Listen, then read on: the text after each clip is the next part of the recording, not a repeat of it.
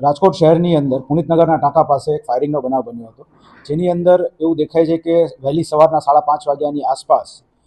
એક સફેદ કલરની ગાડીની અંદર અમુક ઇસમો આવીને ત્યાં ટોળામાં ઉભેલા કોઈ વ્યક્તિ ઉપર ફાયરિંગનો બનાવ કરે છે. હવે આ જે ફાયરિંગ થયું ત્યારબાદ તુરંત જ તે રાજકોટ શહેર પોલીસ વિવિધ ટીમો બનાવવામાં આવી હતી અને વિવિધ ટીમો બનાવી અને જે કોઈ પણ આરોપીઓ હતા તેની ધરપકડ કરવા માટે થઈને ચક્રો બધા ગતિમાન કરવામાં આવેલા.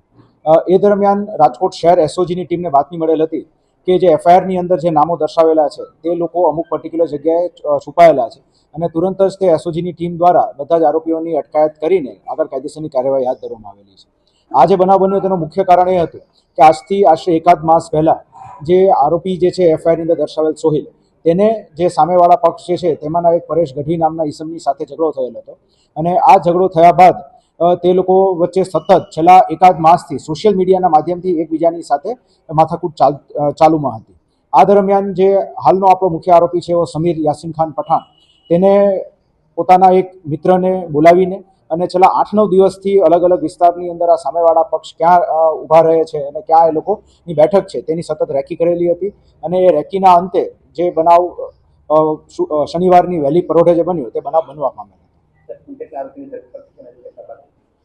રાજકોટ શહેર એસઓજી દ્વારા હાલ સુધીમાં ટોટલ 3 આરોપીની અટકાયત કરવામાં આવી છે અને તે લોકો દ્વારા જે ગુનાના કામે હથિયાર વાપરવામાં આવ્યું હતું તે હથિયાર કબજે કરવામાં આવ્યું છે. 2 મેગેઝીન અને 2 જીવતા કારતૂસ પણ મળી આવ્યા છે અને જે ગુનાના કામે જે ગાડી વપરાયેલ હતી તે ગાડી પણ કબજે કરવામાં આવી છે.